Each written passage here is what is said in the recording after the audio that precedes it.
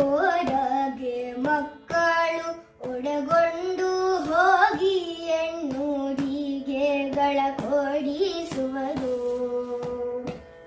ಕೇರಿ ಕೇರಿಗಳೋಳು ಕೊಡುವವರೆಲ್ಲರ ಕಾರುಣ್ಯದ ಕಂದನಾದ, ಎಲ್ಲರ ಕಾರುಣ್ಯದ ಕಂದನಾದ. ಕದಳಿ ಖರ್ಜೂರ ಕಿತ್ತಳೆ ಜಂಬು ನೇರಳೆ ಮಧುರ ಮಾವಿನ ಫಲಗಳನ್ನು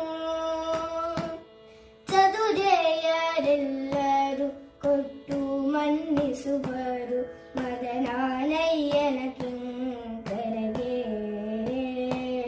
ಮನ್ನಿಸುವರು ಮದನಾನಯ್ಯನ ಕಿಂಕರಗೆ.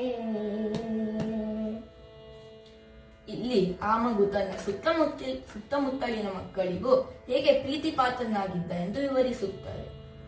ಆ ಮಕ್ಕಳು ಈ ಪುಟ್ಟ ಬಾಲಕನನ್ನು ತಮ್ಮ ಜೊತೆ ಕರೆದುಕೊಂಡು ಹೋಗಿ ತಮ್ಮ ಮನೆಯಲ್ಲಿದ್ದ ಹೆಣ್ಣೂರಿಗೆಗಳಂತಹ ತಿಂಡಿಯನ್ನು ಕೊಡುತ್ತಿದ್ದರು.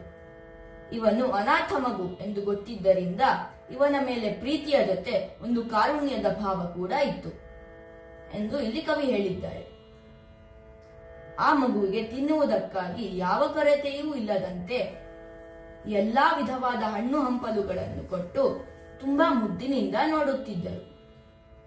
ಹಾಗೆಯೇ ಇಲ್ಲಿ ಮಗುವನ್ನು ಮದನನಯ್ಯನ ಕಿಂಕರ ಎಂದು ಕರೆದಿದ್ದಾರೆ.